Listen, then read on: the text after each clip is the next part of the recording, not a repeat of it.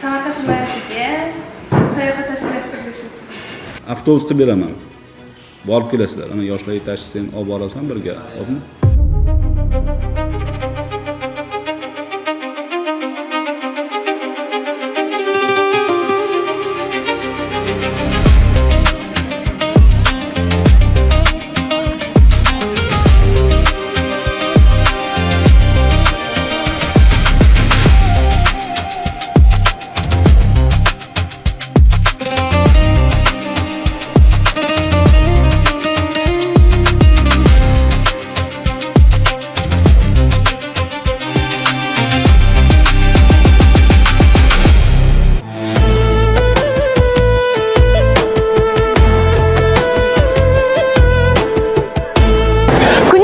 Rahbar va yoshlar uchrashuvida biz Samarqandga sayohat taklifini kiritgan edik va bu taklif ijobiy baholandi va biz Samarqanddamiz.